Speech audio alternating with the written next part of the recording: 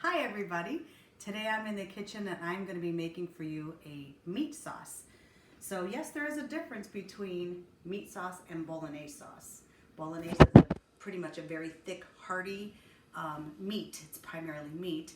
And you start out with a sofrito, which is a combination of carrots, onions, and celery, and you kind of cook that down and then do all the meat. So today it's just going to be a nice hearty meat sauce. Okay, and first of all, I'd like to say, notice my apron. I got this as a Christmas present from my brother and sister-in-law to help out with my videos. So thank you so much. So anyway, so today what we're going to start out with, let me tell you my ingredients that I have because my pan is starting to warm up right now. So there is no right or wrong way to make a meat sauce. Put in what you like, okay? It's the best thing about cooking is, you can play with your measurements, play with the ingredients. It's all to what you personally like.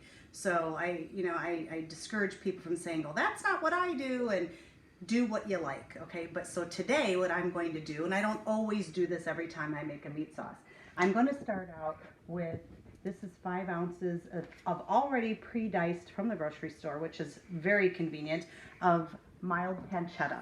And the reason I'm putting this in today, one, because I have it, two, but because this adds a nice little extra layer of flavor.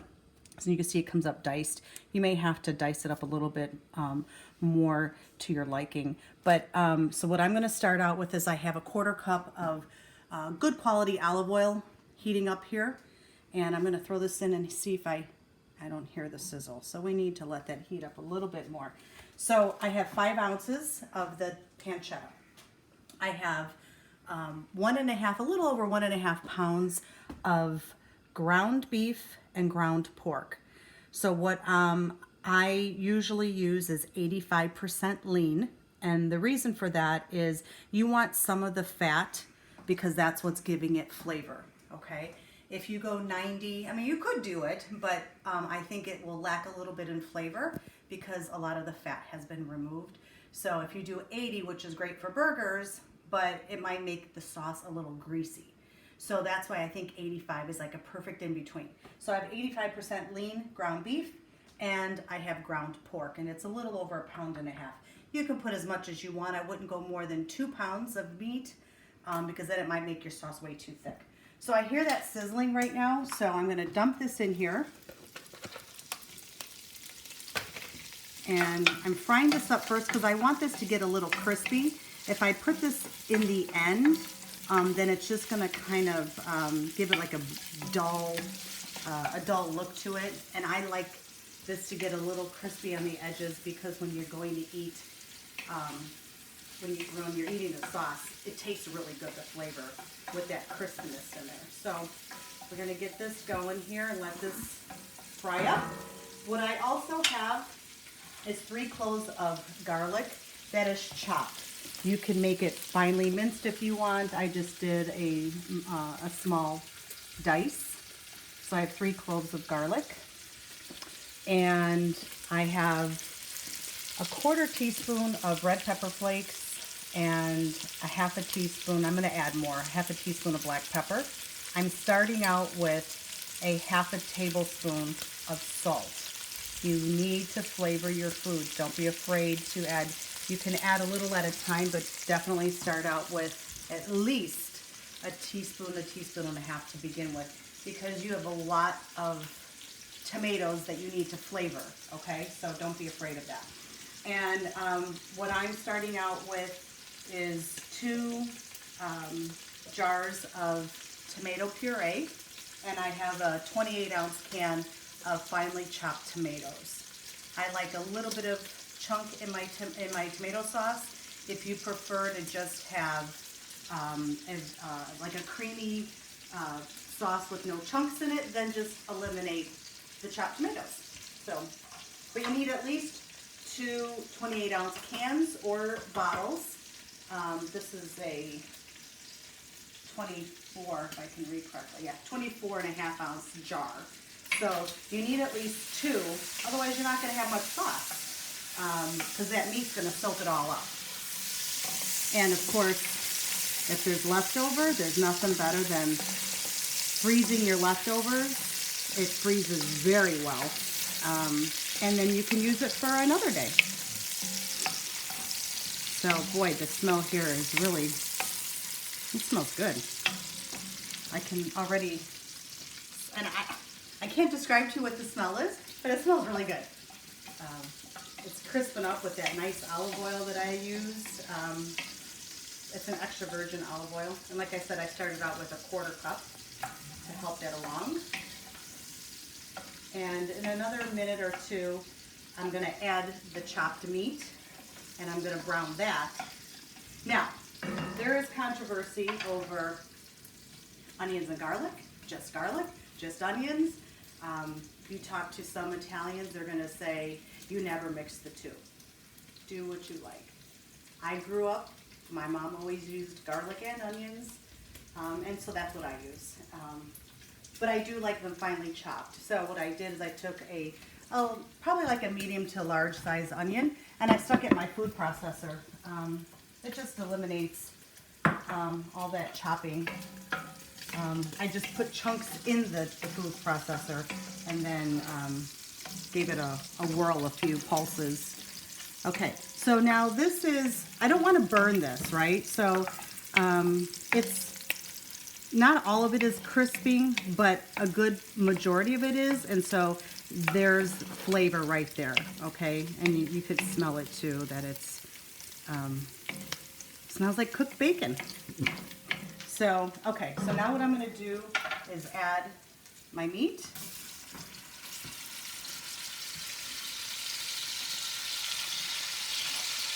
And you wanna chop this up really good too.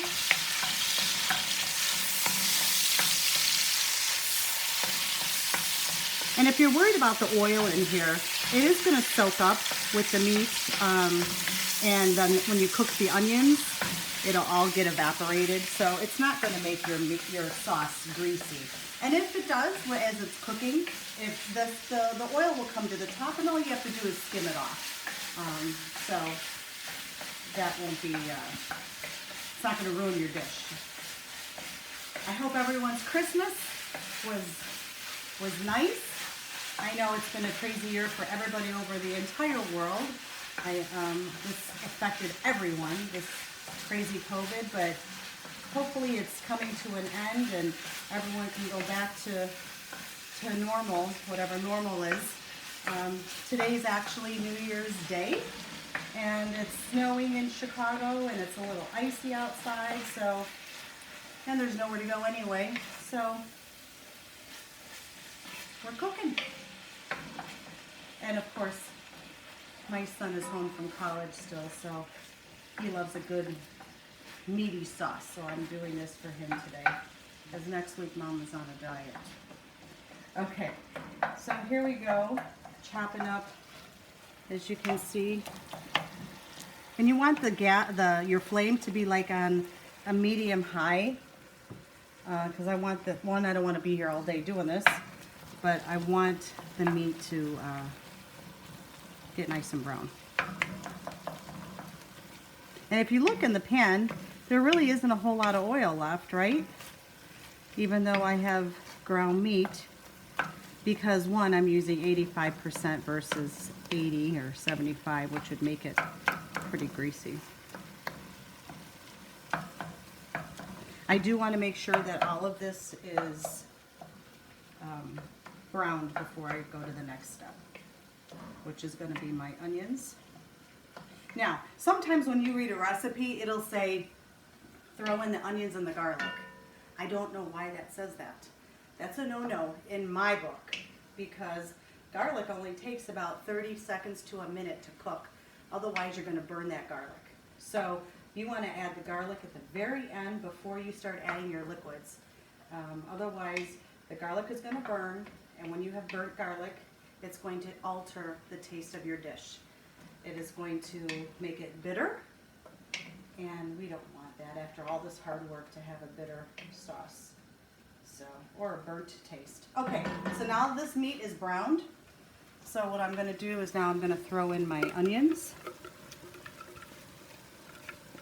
There's a little bit of parsley in the bowl still from when I chopped my parsley, no big deal. I used my parsley for the meatballs. Okay. And that was on a different recipe that I made earlier today, which you will also find. I will upload it all at the same time. So you will see my recipe for homemade meatballs and my meat sauce. Okay, so we're gonna let this cook for a few minutes because I don't want the onion to have a raw taste before I start adding the tomatoes. Because then when you're eating your sauce, you're gonna have crunchies in your mouth. So let the onions cook for a while. They're not gonna brown because I have the meat in here already. Now, if I was just doing like a marinara sauce, of course I would do the onions, obviously, is the first thing you're doing. But I would cook them down until they were not golden brown, but very, very soft and opaque in color. Because you don't want it crunched down on raw onion with your with any dish really, unless that's what you like. But I always cook the onion down, make it nice and soft. Okay. So in the meantime, I should have a little wine here while I was doing this. Sometimes I do add wine to my sauce. Sometimes I don't. There is no right or wrong to that as well. But today I'm just going to go straight tomato sauce. But if you were to add wine, you could add white wine. You could add red wine to it. I would do probably about a cup, half a cup to a cup. And I would put it in at this point, and I would let it cook until the wine actually evaporated. But the flavor will be inside the onions and the meat. So that's what you want. You don't want to throw the wine in and then throw the tomatoes in. You want to give it a chance for all of that to soak into the food. Okay? So what I'm going to do now is I'm going to salt. And there's no, you can salt whenever. I'm just doing it now to hurry this along. Added my salt. Like I said, I had a 1/4 teaspoon of red pepper flakes. I'm going to add a little more of the black pepper.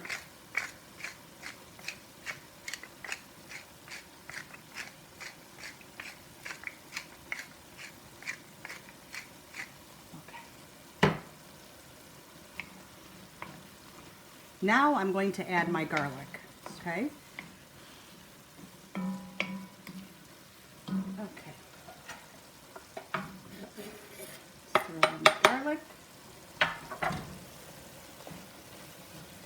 This is smelling good already. And we're not even halfway done.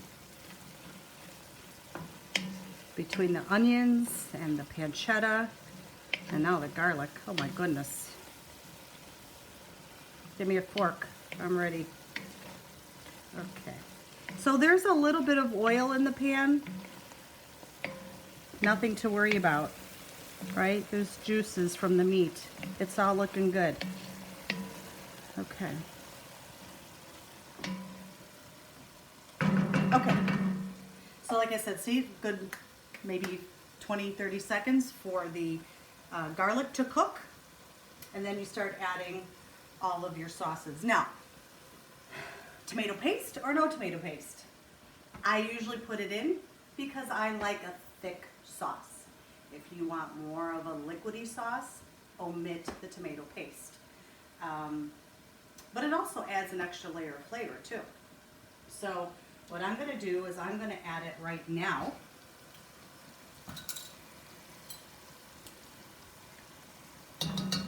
So it can mix in with that meat. So I'm adding 1 typical size, I believe this is 6 ounces of tomato paste.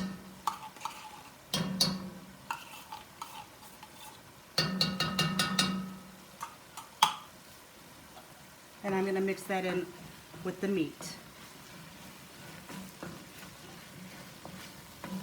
And again, my flame is still on a medium high at this point.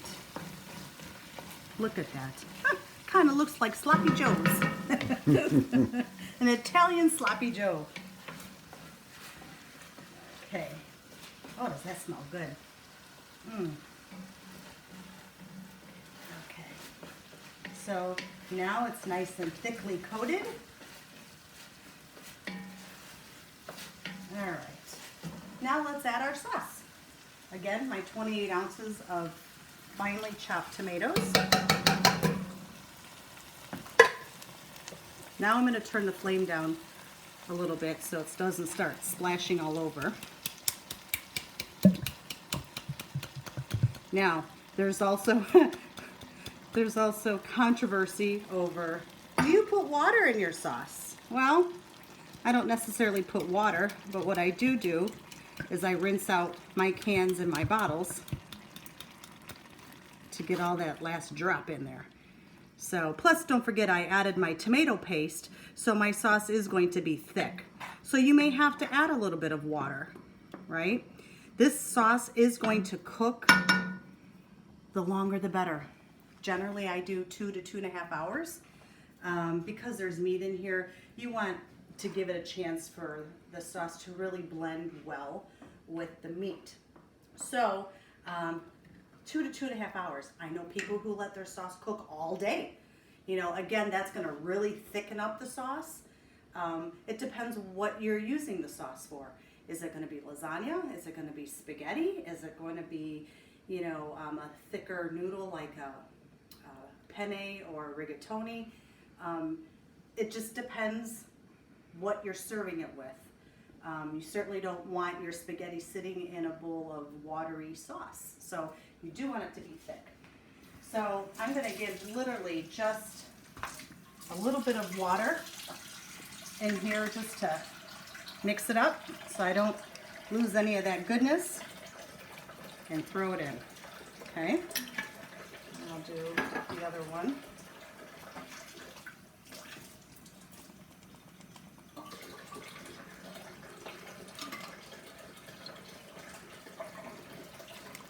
Throw that in.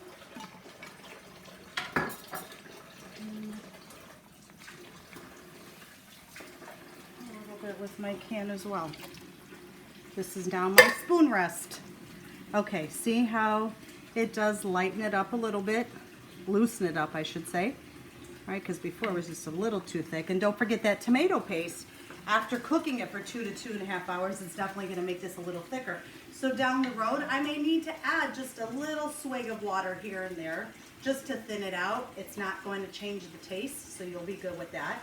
Look at this. Look how nice and thick and meaty that is. Again, a bolognese is going to be primarily meat, and it's gonna look like you're missing sauce. This is just a meat sauce.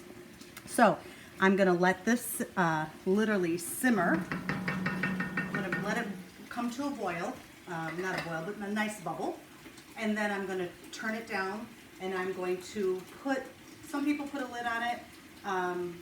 The reason why you don't want to completely cover it is because the condensation that goes in the lid is going to go into your food, and then it's going to make it watery. So what I do is I put a lid halfway on and half off so that the steam can escape, and this way I don't have sauce all over my stove. So if you want to leave it off, you can as well, but expect your stove to be colorful. Anyway, I'll be back later. Don't forget about stirring. Oh, thank you. So the only pain in the neck thing about making this is you have to stir often. If you don't, your sauce is going to stick. So right now it is starting to come to a little bit of a bubble, and you can see the bubbles here. Okay, so what I'm going to do is I'm going to turn it down. Unfortunately, my stove, the front burner, my low is actually kind of high. Know your stove. So this might start to bubble more often than I want it to. If it bubbles too much on my lowest, I will move it back to a smaller burner to where I can control the heat just a little bit better. But for now, I'm going to leave it up front on low, and I am going to cover it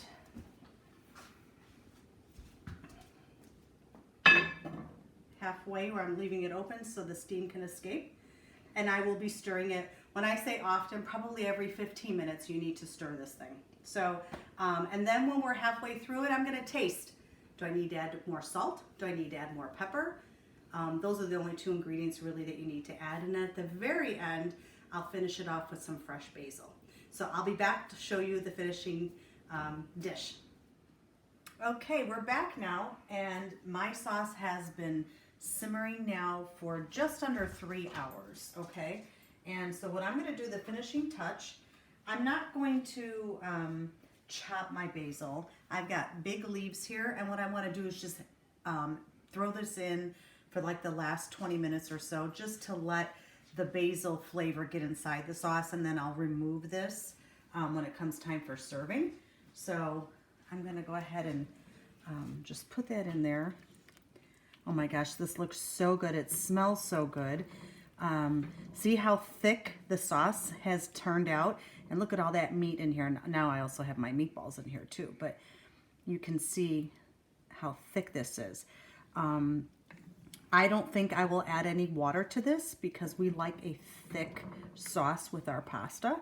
But if it's a little too thick for you, all you have to do at this point is just add a little bit of water to thin it out, and then just let it cook for the last few minutes. But what I'm going to do, because this is pretty much done, so now what I'm going to do is I'm going to taste this, because I want to see if I want to add any salt or pepper, etc. Okay? And oh my gosh, this smells so good. I wish you could smell it.